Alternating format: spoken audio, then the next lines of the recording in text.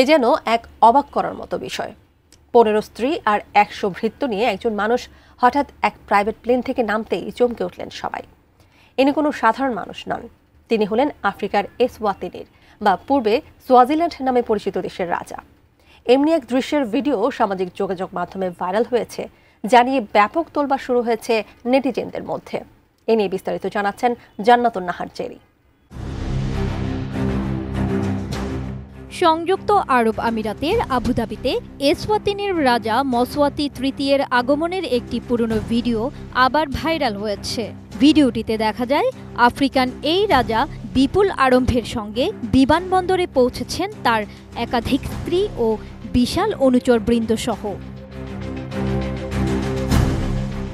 সংবাদ মাধ্যম এনডিটিভির এক প্রতিবেদন থেকে জানা যায়, ভিডিওটি প্রথম প্রকাশিত হয় গত জুলাইয়ে। এতে দেখা যায় রাজা মসওয়াতি তৃতীয় ঐতিহ্যবাহী পোশাক পরে ব্যক্তিগত জেট থেকে নামছেন। তার পেছনে সারি সারি সাজানো পোশাকে উপস্থিত তার স্ত্রীদের দেখা যায়। ক্লিপটির উপরের লেখায় বলা হয়েছে, সোয়াজিল্যান্ডের রাজা 15 স্ত্রী ও 100 জন চাকর নিয়ে আবুধাবিতে এসেছেন। তার বাবা রাজা সোবুজা দ্বিতীয়ের স্ত্রী ছিলেন 125 জন।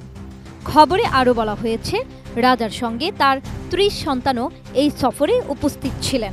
বিপুল সংখ্যক রাজকীয় সদস্যদের আগমনে কিছু সময়ের জন্য বিমানবন্দরের কার্যক্রম ব্যাহত হয় এবং নিরাপত্তার স্বার্থে একাধিক টার্মিনাল সাময়িকভাবে বন্ধ করে দেওয়া হয়।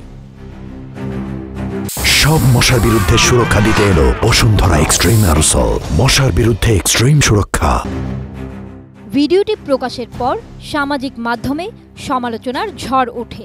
অনেকে রাজার বিলাসী জীবনযাপনের সঙ্গে এসওয়াতিনির সাধারণ নাগরিকদের দৈনন্দিন দারিদ্র্যের তীব্র বৈপরীত্য তুলে ধরেন।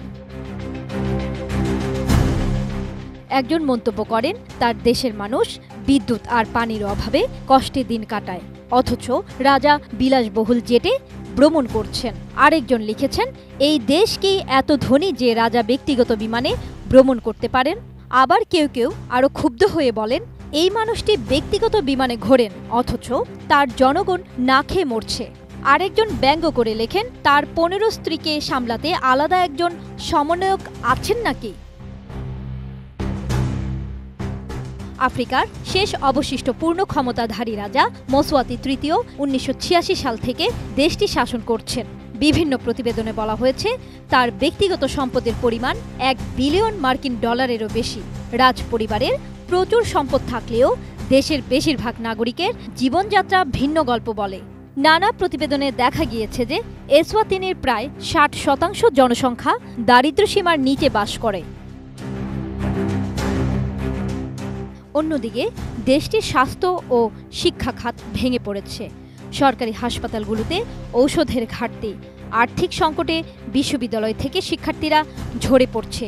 বিশ্ব ব্যাংকের তথ্য অনুযায়ী 2021 সালে বেকারত্বের হার বেড়ে দাঁড়ায় 33.3%। জান্নাতুন Nahar Jerry, desk report, ATN news.